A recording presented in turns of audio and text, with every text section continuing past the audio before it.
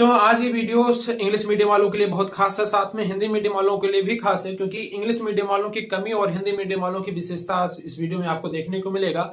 आपने देखा होगा कि बहुत बच्चे ऐसे हैं जो जेईई मेंस नीट की तैयारी करते हैं, इंग्लिश मीडियम में पढ़ते हैं। वही हिंदी मीडियम का बच्चा जो एवरेज में भी है उसका 85-88% आ रहा है ना, 80% प्लस जा रहा है। वहीं आपने देखा होगा इंग्लिश मीडियम का बच्चा जो जेईई मेंस प्री क्वालिफाई है, जो जेईई प्री क्वालिफाई है, मेंस उसको देना है, प्री क्वालिफाई है, उसका 75% भी इंटर में नहीं आ रहा है। 75% भी लाना उसके लिए कठिन हो जा रहा है। उसको इस बात का टेंशन है कि क्या उसका यूपी बोर्ड में 75% आएगा कि नहीं आएगा। बताइए, क्या ये बात सत्य है कि नहीं सत्य। आज इसी बात पर हम लोग चर्चा करेंगे। तो इंग्लिश मीडियम वालों बच्चों के लिए ये बहुत ही खास वीडियो है। तो आज आप लोग इस वीडियो को अंतिम तक देखिएगा और आपके मैं पूरा कॉन्सेप्ट समझाऊंगा कि हिंदी मीडियम वालों को इतना फायदा क्यों मिलता है, और वहीं इंग्लिश मीडियम वाले जो अच्छे बच्चे हैं, जिनको सारा नॉलेज भी है, जिन्होंने पढ़ाई अच्छे से की है, फिर भी वो 75% पे नहीं पहुंच रहे हैं यूपी बोर्ड में। तो क्या ये यूपी बोर्ड की कमी है, क्या ये एग्जामिनर की कमी है, किसकी कमी की वजह से उनका 75% भी नहीं बन रहा है। वो सारे बच्चे इस वीडियो को अंतिम तक देखें और सारा डिटेल अब मैं आपको सारा डिस्कशन करके मैं बताऊंगा आपको। आपने देखा होगा जो है यूपी बोर्ड में सबसे बड़ा कॉन्सेप्ट, सबसे बड़ा खेला जो होता है वो होता है पेज भरने में, है ना। जो जितना ज्यादा पेज भरा होता है सही में, वो क्या करता है कि उसके परसेंटेज बढ़ने के चांसेस ज्यादा होते हैं।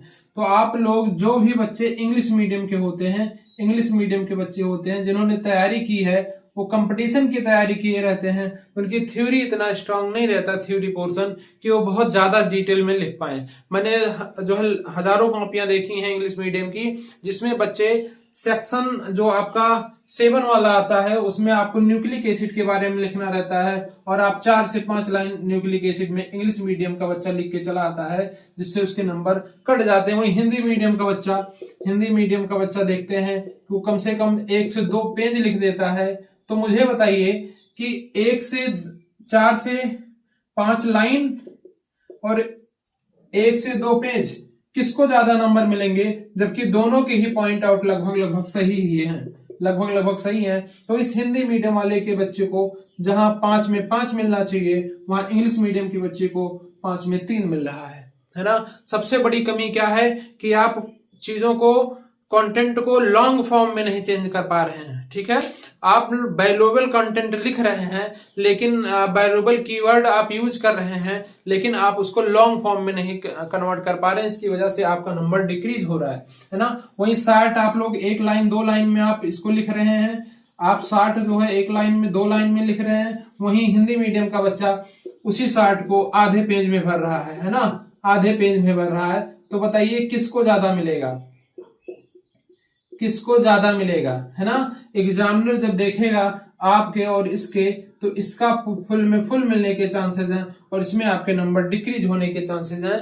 और इंग्लिश मीडियम वालों का सबसे बड़ा जो कमी है, ये यही कमी है कि वो अपने जो कंटेंट है उसको लॉन्ग फॉर्म में कन्वर्ट नहीं कर पाते हैं। वो बेचारे कंपटीशन की तैयारी किए होते हैं, जिसकी वजह से उनका जो 75% है वो भी आना मुश्किल है, जहां पे उनका 75% आना भी मुश्किल है। वहीं हिंदी मीडियम का बच्चा आराम से 80 प्लस मार्क्स जो है इंक्रीज कर रहा है, ला रहा है, तो उसे कोई प्रॉब्लम इस चीज में नहीं हो रही है। बताइए बच्चों, क्या ये बात सही है कि नहीं सही है ना। पूरी जो कहानी, अब ये बात डिपेंड करती है एग्जामिनर पे। एग्जामिनर को क्या करना चाहिए, ये सारी कमी है एग्जामिनर की। अरे भाई, एग्जामिनर को इस बात को देखना चाहिए कि जो लिखा हुआ चीज है वो कितना वैल्यूएबल है ना, या इस बात पे देखना चाहिए कि केवल पेज भरने से ही नंबर दे दिया जाए। ऐसा नहीं करना चाहिए। हमारे साथ हम तो उन बच्चों को, कंटेंट को देखते हैं कि जिन बच्चों का कंटेंट अच्छा है, इंग्लिश मीडियम से हो या हिंदी मीडियम से हो, कम लाइन में बहुत कुछ समझाने का प्रयास किए हो, डीप एनालिसिस करके उन्होंने लिखा हो, उन बच्चों का नंबर इंक्रीज होता है। हम उन बच्चों का नंबर इंक्रीज करते हैं, उन बच्चों का नंबर देते हैं जिन्होंने डीप नॉलेज करके डीप चीजों को लिखा हो, है ना। तो इंग्लिश मीडियम और हिंदी मीडियम का ये जो है थोड़ी सी कमी है। और इस बार सबसे बड़ी कमी क्या है इंग्लिश मीडियम वालों का, ये जो सबसे बड़ा दिक्कत है 75% लाने में, वो प्रॉब्लम ये है कि इंग्लिश मीडियम का कॉपी जो है वो हिंदी मीडियम का टीचर चेक कर रहा है। ठीक है, हिंदी मीडियम का टीचर कर रहा है, तो इससे और बड़ी प्रॉब्लम है, क्योंकि हिंदी मीडियम का टीचर हिंदी मीडियम के बच्चों को ज्यादा लिखने पर ज्यादा मार्क्स दे देते हैं। ऐसा जनरली होता है कि हिंदी मीडियम का टीचर हिंदी मीडियम के बच्चों को ज्यादा पेज भरने की वजह से ज्यादा नंबर देता है। वहीं इंग्लिश मीडियम की कॉपी कम लाइनों में लिखी होती है, 4 से 5 लाइनों में लिखी होती है, जिसकी वजह से उसका नंबर डिक्रीज होता है।